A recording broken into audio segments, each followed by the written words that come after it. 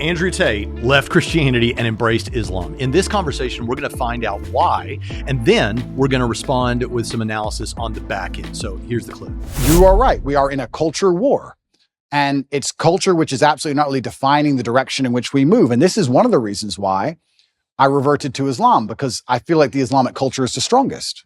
You feel the culture. I was wondering because you were Christian, and I definitely do not know enough about the Islamic faith to sit here and debate you on it. Yeah. I'm never a person that will debate somebody on something that I'm not an expertise on. Yeah.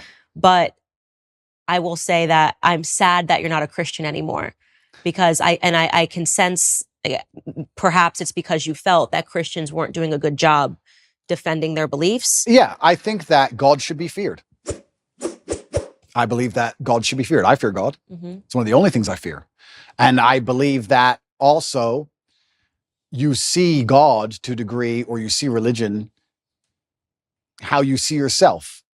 And I see myself as a person of strong principles and strong morals. And I like to think of myself as the kind of person nobody really wants to cross, not because I'm a psycho, but because I'm a man of capability and I'm smart and I'm strong and nobody wants to make an enemy of me. So I feel like I find an affinity to a belief system which has very similar outlooks. And there's a whole bunch of other things I can say from the Quran and Islamic texts, etc. But to keep it very vague and very broad for people who are not Islamic, I felt God when I was in an Islamic country.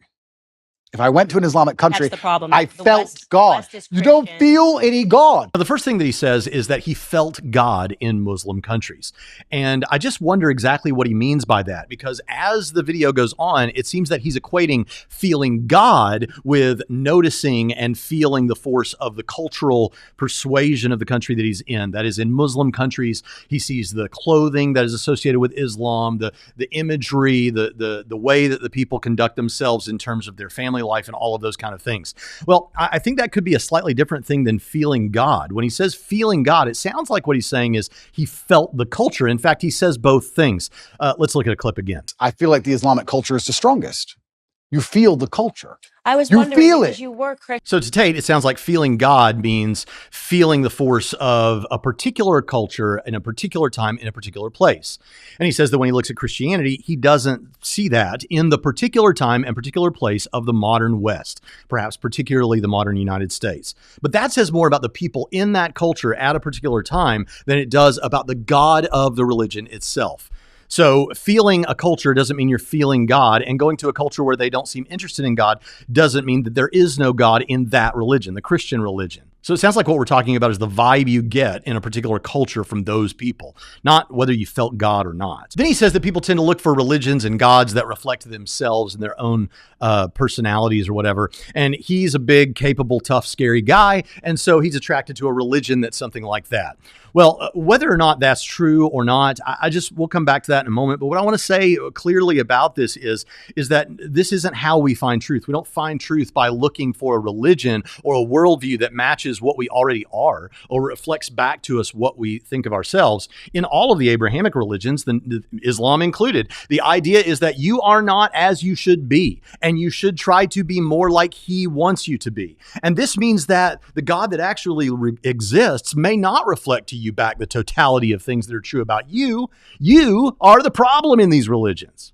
It makes it out like that what we're talking about here isn't really a search for truth. It's more like picking your favorite football team. It's not that there's really an objective football team that represents the truth about the nature of reality. You just pick the one that you like, the one that reflects your attitudes or whatever the best. And that's true about your vibe that you feel when you're around these things. This isn't how we look for truth. We look for the evidence. What is the supporting evidence that confirms the truth of whatever religion we're talking about? And Islam doesn't have it. Christianity does. If you want more on that, check out the playlist in the description. How is it a Christian country if Satanists are mocking Jesus on the streets? I understand what you're saying. And I was trying to gather in my head what pulled him away from Christianity. And I said it's probably the example.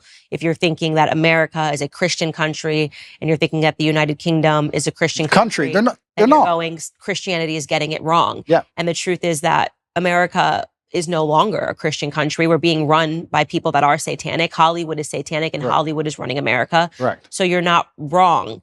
But I think that right now America is facing a spiritual battle. And for the first time in a very long time, Christians are starting to stand up and speak about our principles. I hope so. And I could have used you as a I know. But I have seen in California, I've seen Christians and Muslims get side by side when they were complaining about the LGBT I did see in that schools, which recently. is fantastic.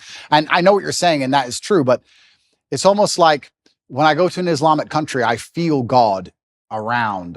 You see it. You see it in the way that the people are dressed. You see it in the fact that everyone's in a family. You see it in the fact that there's a mosque on every corner. It's in the air. And it's almost like when I'm in Dubai and I'm talking to my friends, my Islamic friends, and I explain to them the things you have to protect your child from in an American school. They literally think I'm lying. They're like, no, surely. Like, it's mind-bending to them. What about African countries that are Christian? Okay, so yeah, this is interesting. So yeah, they still are mind blown by the concept of what we're fighting in America. So America is unique. We shouldn't say that this is the blanket. You're right. They're right. There are Christian countries which still take Christianity. And they're like, what do you mean men can be women? Like, they think you're crazy. And we're in Romania. And Romania is a country which is Christian. very conservative and very Christian. Very Christian. And they don't buy into any of this garbage either. None of it. So this is absolutely not true. It's unfair to say all Christian countries are like America is an exception and not in a good way. Yeah. I think like the whole West is, unfortunately. The West is, I've said on my show the entire time, the West is falling. The fact that we're even having these debates is not good. Yeah. The West has fallen, and unfortunately Russia, Christian country. Yeah, absolutely. A very Christian country. So yeah, you are right. But I felt an affinity to Islam. I felt God in the air, and it's difficult for me to explain any other way. Okay, that's fair enough. I won't push you any further on that. Now, even though Candace doesn't exactly say flat out what I said a moment ago, she hits at it here because what she's trying to expose is that you really aren't talking about the God or the religion. You're talking about the people practicing it at a particular time and place, because she points out that, yes, the American West and the USA, it's no longer Christian like it once was. It's got a veneer of Christianity. So you're actually judging these people rather than judging and assessing what religion you should be affirming or what God exists or something like that. That's the big problem here. That's what we've got to get around. And she does this by pointing to current Christian nations that aren't accepting the woke paradigm, that the weak woke paradigm that Tate is also rejecting in that sense. In other words, Tate, you're judging the wrong thing. But again, what do these things have to do with the actual truth of the matter? These are things that you like. What we're looking for is what's true. But what if when Tate's saying that he felt God, he really were saying that he felt God and not the force of the religion or the force of the outward-facing culture that represents that particular religion? What would we say in response to that? I think what we would say is this could be something that's kind of a piece of finding your way to the correct worldview, but this isn't the main thing. You don't put all your eggs in this basket. I don't, not even with Christianity. I have been in Christian, Muslim, and very secular places, and I both felt an experience that I would have called an experience of God, and I've been in places where I didn't. In fact, I had a lot of Christians tell me that if I ever went to Bourbon Street, that I would experience such evil there. I would like supernaturally feel the presence of the demonic or Satan or something like that. I didn't. So what does that tell us? It's still not a good idea to just trust your feelings completely. And of course, as was indicated by the scripture on the screen, the Christian faith in both the Old and the New Testament emphasizes the importance of a proper fear of God. And if you want a tough God in that sense, when did the God of Islam come as a man, experience serious suffering, die on an old rugged cross, and then rise again from the dead? That's Jesus tough, and it's a whole lot more impressive than Andy tough.